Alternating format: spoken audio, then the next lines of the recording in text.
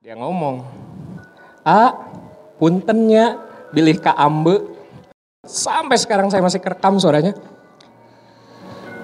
Moal ngiring, ayo ngiring abi uwi. Pas saya lihat, itu si ibu-ibu jalan tuh ini gerbang taman, ini langsung pohon beringin. Iya ya. Taman Kartini itu kayak gitu, ini gerbang taman, ini pohon beringin. Dia jalan tuh nembus ke pohon.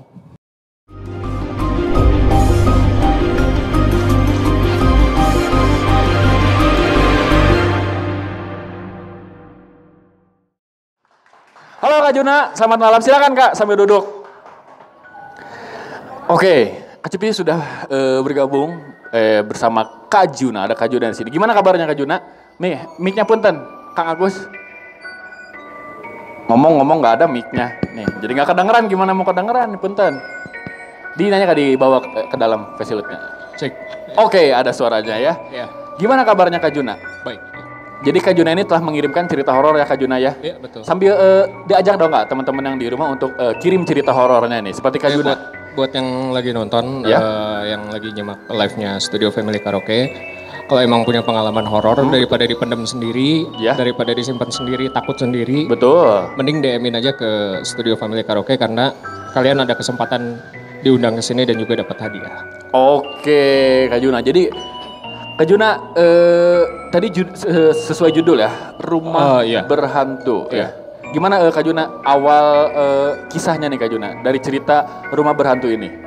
Jadi awalnya banget itu pas 10 tahun yang lalu ya kurang lebih. Oh jadi ini kejadiannya udah cukup lama Kak Juna ya? Waktu saya masih kuliah. Masih kuliah? Tahun 2011. Sekarang masih kuliah juga? Enggak, Oh udah beres kuliahnya? udah beres. Jadi 2011 itu saya kuliah di salah satu kampus swasta di Pati Ukur. Di daerah Pati Ukur. Di Kota Bandung berarti ya? Di Kota Bandung. Terus waktu itu tuh menjelang akhir semester gitu. Menjelang akhir semester dan udah mau UAS kebetulan waktu itu. Jadi agak padat mungkin ya? Ya, Jadwalnya jadi juga? tugas-tugas tuh kayak udah mulai di deadline-in cuma sehari gitu kan. Biasanya bisa seminggu. Nah, satu hari ini tuh ada 2 tugas yang harus selesai besok juga gitu. Kita otomatis kelabakan waktu itu dan akhirnya mutusin buat pulang pas beres kuliah terakhir, kelas terakhir. Itu jam 5 sore kurang lebih. Terus pulang dari kampus ya? Iya. Dan itu tuh kita sempat diskusi dulu gitu di kampusnya itu. Ini mau ngerjain di mana dan gimana gitu kan. Akhirnya setelah diskusi kita putusin ngerjain di salah satu rumah teman kita gitu. Oh, oke. Itu rumahnya itu di daerah PA Mustafa. Di Jalan Suci. Di Jalan Suci ya? Dekat Cikutra gitu. Oh dekat Cikutra, Ya, oke. ya. Udah kita putusin kerjain di sana, terus berangkatlah bareng. Berangkatnya nggak ada yang, makasih. Ya. Berangkatnya barengan kita ada yang boncengan gitu, ada yang sendiri gitu. Udah nyampe, nggak ada yang aneh. Dari awal juga nggak ada yang aneh gitu kan. Cuman begitu sampai motor semua parkir, masuklah kan otomatis tuan rumah dulu yang duluan buka pintunya. Yang lain masuk kebetulan posisi aku tuh terakhir gitu. Di paling belakang. Yang masuk ke rumah ya? Masuk semua nggak ada yang aneh. Pas pertama masuk aku baru juga ngelangkahin kaki selangkah. Itu udah bau, mohon maaf bahasa Sundanya mah bau hanyir gitu. Bau amis. Hanyir? Amis? Jadi amis, lebih ya? dari amis gitu. Bau hanyir tuh bau darah yang udah lama gitu loh. Oh, jadi bau darah yang udah bau anyir aja gitu. Jadi kencang jadi makin kencang ya baunya. Udahlah, nggak terlalu ditanggepin gitu ya. Mungkin ada bangkai kucing atau bangkai tikus biasanya kan kayak gitu kan. Masuk biasa anak-anak laki gimana lah ngobrol dulu bercanda-bercanda nongkrong sampai akhirnya maghrib kan. Sambil ya udahlah nanti ngerjainnya abis maghrib aja gitu kita sekalian. Iya. Begitu azan maghrib ya ibadah giliran yang sholat maghrib gitu kan. Beres maghrib mulailah kita ngerjain gitu kan. ngerjain sejaman gitu anak-anak mulai bosen. Terus ada yang udah mulai kebelet buang air kecil gitu kan, ada yang haus termasuk saya. Saya itu waktu itu nggak tahan sama haus kan tipikalnya. Ngomong lah sama si tuan rumah ini, si temennya ini, bro minta minum ya gitu. Ya udah ambil aja bebas. Tuh dapur kan tahu, ambil aja di kulkas mau ada sirup mau apa minum apa juga. Sambil aja bawa keripik sekalian. Iya, iya. Buat anak-anak nyemil. Oke. Udah ke dapur lah karena memang udah dibebasin gitu kan. Ke dapur. Dapurnya itu jadi posisinya tuh ngelewatin ruang tengah. Jadi dari kamar, ini kamar teman aku. Mau ke dapur tuh harus ngelewatin ruang tengah Ke dulu. ruang tengah dulu. Keluar pintu nggak ada yang aneh, lewatin ruang tengah itu udah mulai hawanya beda, hawa ya aura. Udah mulai Jadi kerasa. udah kerasa nggak Iya, enak iya. gitu kan. Udah nggak ditanggepin juga masih nggak berusaha nggak fokusin gitu kan. Ambil ke kulkas, ambil minuman, lagi kayak gitu, tiba-tiba bunyi keran di kamar mandi tuh bunyi keran air ngucur deres gitu, Iya, kayak iya. ada yang nyalain. Nggak lama dari itu bunyi yang mandi, jebur air gitu pakai gayung, orang mandi aja bunyi orang mandi. Aku langsung mikirnya orang tua aja teman aku waktu itu. Karena orang tuanya teman aku itu kerja dan pulangnya biasanya jam 7 jam 8. Oh udah pulang mungkin salah satu orang tuanya gitu kan. Tapi biasanya kalau kayak kita bertamu atau kita lagi di rumah teman apa Iya, saudara, di rumah. ada yang mandi itu kan kalaupun kecium keluar wangi kan. Iya, iya. Bau wangi sampo atau sabun yang dipakai sama si Betul, orang itu betul kan. ya. Jadi keluar enggak. gitu ya aromanya. Ini bau yang tadi sama seperti waktu Di awal. saya pertama masuk. Bau hanyir itu Bau tadi. hanyir darah, Amis gitu ya. amis yang udah bahkan sampai pengen muntah gitu pas ngebauinnya tuh gitu.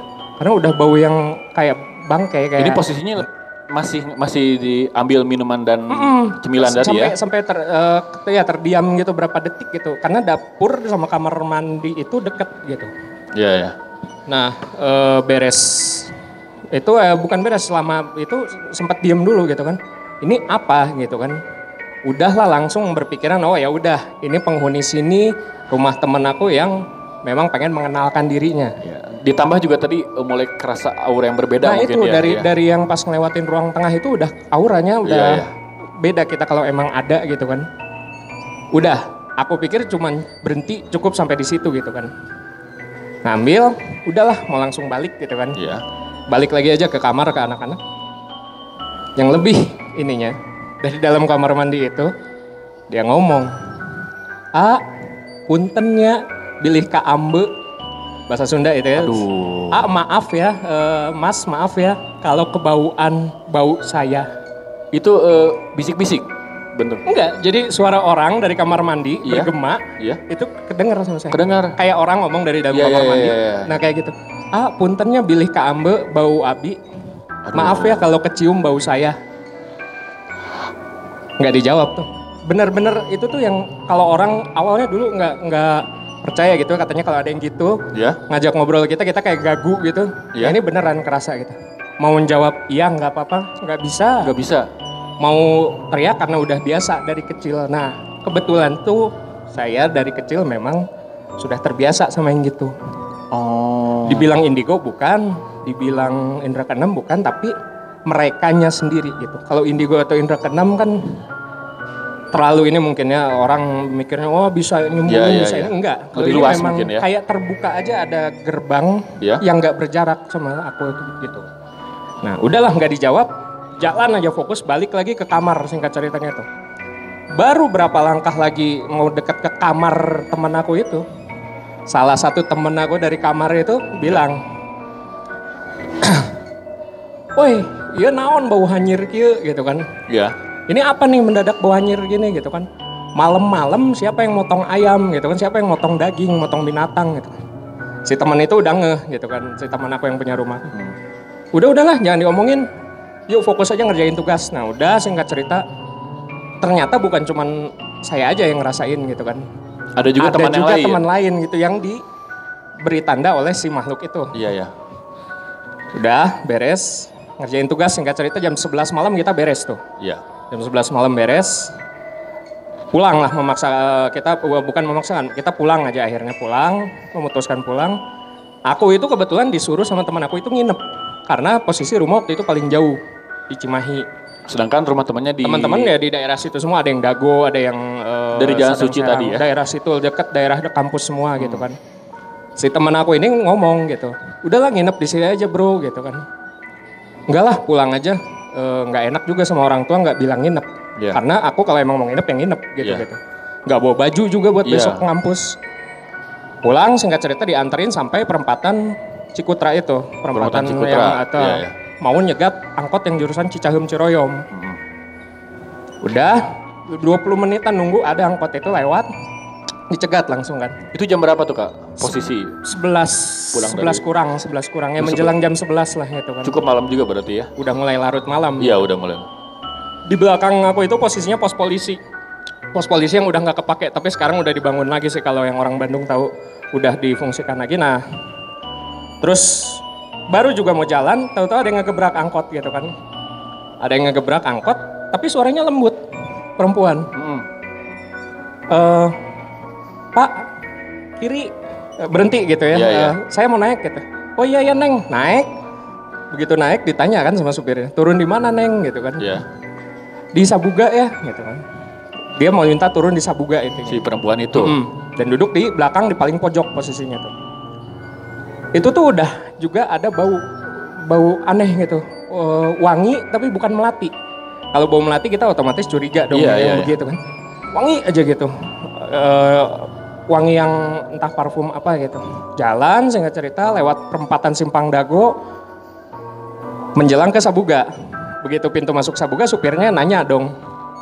Teh ini udah di Sabuga gitu kan. Udah di Sabuga, mau sebelah mana turunnya? Di depan Kang. Nah di situ tuh posisi aku denger dan langsung mikir, ini Sabuga ke depan dikit itu Baksil. Yang jembatan itu ya? Sebelum jembatan itu yang banyak pohon yang ada akar-akar menjuntai-juntai yang itu. hampir menjelang jembatan itu. Mau ngapain turun di situ cewek sendirian jam 11 malam? Iya. Udahlah. Turunin di pintu samping Sabuga yang banyak pohon itu. Depan dikit. Jembatan. Ini udah nggak bener gitu kan. Iya.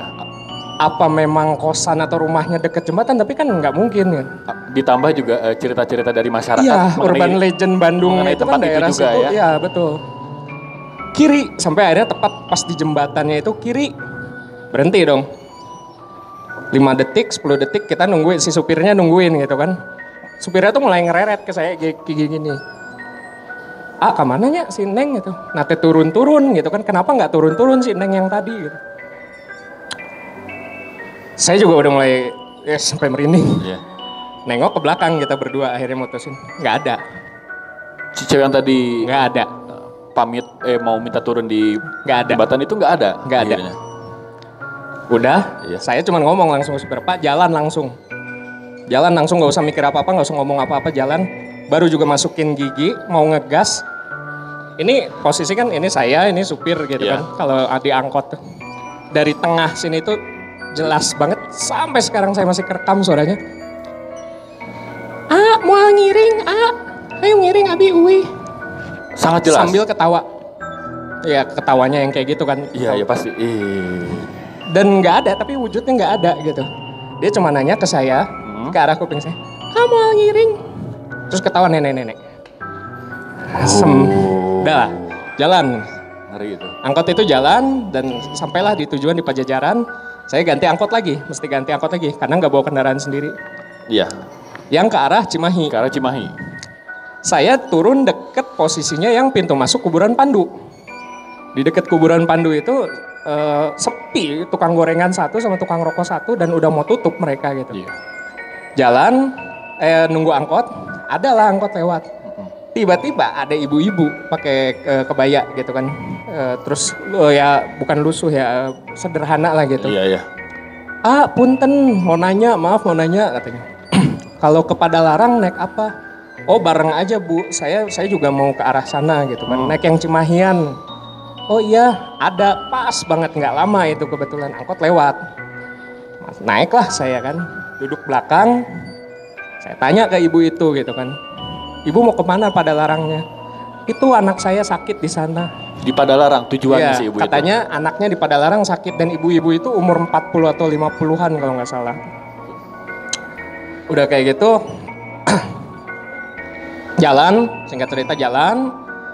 Di tengah jalan sebelum ke Padalarang itu belok ke Dustira si angkotnya. Iya. Dan si ibu itu langsung ngomong, saya turun di rumah sakit Dustira aja. Dari yang tadinya Padalarang minta turun di Dustira. Ganti tujuan. Itu udah biasa penumpang angkot. Betul. supirnya nggak mikir aneh, saya pun nggak mikir aneh. Tapi saya mulai mikir aneh juga gitu. Iya. Pas di Dustira, belokan sebelum Dustira kalau ada yang tahu itu ada Taman Kartini. Nah, dia minta turun di situ. Di depan taman? Akhirnya di sini katanya. Minta turun di situ dia di Taman Kartini yang waktu 2011 tuh gelapnya kayak apa kalau yang orang Cimahi pasti tahu. Dan dia turun, bayar ada. Ini saya nengok ke belakang ada normal gitu. Ada orangnya, bayar. Tapi nggak mau ngelihat. Jadi kayak gini turun, dia gini gitu. Iya, iya. Udah kayak gitu. Bu, kirang ongkosnya, kata supir, kurang ongkosnya. Kurang, ya. Dia kurangnya lumayan banyak lagi. Karena saya ada waktu itu dan saya ngelihat ibu-ibu itu udah lumayan tua, saya kasihan. Nah. Udahlah Pak, dari saya aja. Baru ngomong kayak gitu, si supir nepuk ini saya, paha sebelah kanan. Ah, itu tinggali, gitu. Itu lihat, katanya. Iya, iya. Saya ngelihat apa sih Pak? Pas saya lihat, itu si ibu-ibu jalan tuh, ini gerbang taman, ini langsung pohon beringin. Iya, ya. Taman Kartini itu kayak gitu, ini gerbang taman, ini pohon beringin. Dia jalan tuh nembus ke pohon. Nembus ke pohon? Supirnya lihat, saya lihat. Kalau saya aja kan bisa dibilang halu. Kalau saya aja bisa dibilang halu. Ini supirnya yang pertama nepok saya. Iya. Tinggal itu, ya lihat itu gitu. Sampai histeris supirnya juga gitu. Kayak di film Tuyul dan Mbak Yul kali ya? Masuk aja gitu. Masuk ini pohon, ini bles aja. Dan udah ngilang. Itu yang namanya ngebut di atas 70 kilo dari Rumah Sakit Dustira sampai Sangkuriang. Ada motor mau nyebrang juga hampir ketabrak karena supirnya takut gitu. Juga ikut kaget ya Iya, supirnya juga. Dah. Singkat cerita sampai di rumah. Puncaknya ya di sini gitu. Gimana tuh Kak? Di rumah saya ini, saya pulang orang tua posisi udah tidur, mandi, kan maksain mandi malam tuh karena dengan pengalaman yang seperti itu gitu kan, katanya harus bebersih gitu kan. Pas saya masuk kamar, kunci, mulai matiin lampu, nyetel audio pelan di radio, itu saya dengar suara perempuan. Sesudah sampai rumah? Saya pikir ibu saya. Iya, iya. Aduh, karena ibu saya punya asam urat. Tiap malam tuh biasa suka kambuh. Saya langsung nanya dong, Bu kenapa? Gitu kan. Tulung emak, tulungin nenek. Kalau bahasa Indonesianya kayak gitu. Wah, udah nggak bener. Nangis kedua, nangis yang merintih gitu kayak yang kesakitan. Iya, iya. Beres nih, nggak saya lainin. Yang ketiga kali, ketawa. Ketawa? Ketawa dan itu ketawanya jauh. Yang udah, kata yang bisa dan pengalaman saya sendiri, semakin jauh suara itu, semakin dekat? Justru itu ada dekat kita. Sosoknya semakin dekat ya? Udah deket banget. Iya, iya. Dan itu suaranya tuh yang mulai mengecil, menjauh. Iya. Di situ makin merinding gitu kan. Saya cuman bilang waktu itu teriak gitu, sampai ngomong, udahlah gitu, capek orang teh gitu kan, pulang kuliah capek saya tuh, pulang kuliah ngerjain tugas, besok mau deadline segala macam menjelang UAS, saya mau tidur gitu, saya mau istirahat. Karena dari kecil memang saya kalau ada gangguan kayak gitu sering saya marahin. Gitu. Iya, iya. Yang ada bukannya mereka pergi, tapi masuk satu persatu. Oh, jadi setelah ada 3 suara yang berbeda, jadi malah ada kejadian yang lain setelah Sebenarnya itu? sebelum masuk tuh ada kejadian lain lagi. Gimana tuh Kak? Si yang nenek-nenek tadi naik angkot itu dan Iya. si yang dari rumah temen itu, mereka ngeliatin. Ngeliatin? Yang pertama tuh yang nenek-nenek dulu yang dari Pandu itu yang katanya dia jualan sayur di Pandu. Kan saya waktu itu tanya. Iya, iya. Nenek tuh jualan apa sih? Profesinya apa sih? Malam-malam gini baru keluar. Saya jualan sayur di Pandu. Saya orang Bandung gitu kan, lama. Logika saya langsung mikir Pandu itu kuburan. Betul. Nggak ada yang jualan sayur di sana buat orang Bandung yang tahu. Dan ada juga jualan kembang mungkin ya? Iya, ada Ya. juga bunga-bunga gitu. Ya. Dan itu udah langsung nggak masuk akal aja kan. Ya sebelum kemasukan itu mereka ngewujudin. Si yang nenek-nenek dari Pandu itu mukanya rusak sebelah karena waktu mau belanja sayur dia ketabrak dan kegiles. Korban tabrak lari. Hancur sebelah kanan. Mukanya fisiknya? Iya, makanya waktu di angkot itu dia nggak mau ngelihat ke sebelah, mau ngeliatin muka sebelah kanannya. Iya. Yang dari rumah teman, jadi dulu sebelum rumah itu dibeli sama teman saya. Di situ ada kasus seorang perempuan yang dihamili oleh pacarnya. Iya. Bukan ditinggal, jadi gini, dihamili, diminta tanggung jawab. Datang si pacarnya katanya. Datang tuh dibawa ke rumah itu yang dibeli sama rumah teman saya. Diseret dengan keadaan diseret pas masih hidupnya dari motor tuh diseret. Terus digencet pakai paving block. Aduh, si perempuan itu. Dan semua minta tolong. Dan akhirnya masuk ke badan saya si jin korin ya, kita nyebutnya jin korin. Masuk dan itu 1,5 jam kurang lebih. Proses kemasukannya. Iya. Sampai orang tua saya sadar, bukan sadar, kebangun kan tadinya udah tidur. Ya. Dan akhirnya ya minta bantuan sama yang bisa. Sadar lah sembuh saya. Ya. Gitu. Itu pasti. Sebenarnya masih panjang, cuman nantilah lain waktu. Oke, nanti kita ngobrol lagi. Siap. Off kamera Kak ya. Ya siap. Gila. Tadi benar-benar apa ya? Bikin merinding semuanya pasti ya. Enggak. Saya juga nyeritainnya keinget lagi jadi. Benar. Ini tadi pertemuan pertama Kak Cupi dengan Kak Juna, matanya masih bersih. Sekarang agak merah matanya nih. Karena mungkin nginget-inget kejadian kurang lebih 10 tahun lalu kayak. Iya, ini di luar ceritanya udah beres. Cuman gini, tadi sebelum kesini saya ceritain dikit sama kru juga gitu ya. Sebelum saya kan di kosan. Iya. Saya lagi siap-siap, udah ganti kan pulang kerja tadi ganti baju, mandi lagi ngisi air. Saya kan bekal air minum biasa. Waktu lagi ngisi air itu ada suara dari kosan saya. Iya. Dan dia ngomong kayak gini. Ngapain? Mau nyeritain teman saya ya? Oh, jadi dia tahu saya mau pergi ke sini, mau berbagi pengalaman tentang dulu, tentang gitu. cerita. Dia bilang temennya kan itu makhluk itu gitu. Aduh. Saya tanya kan, kenapa nggak boleh? Boleh, tapi saya ceritain juga.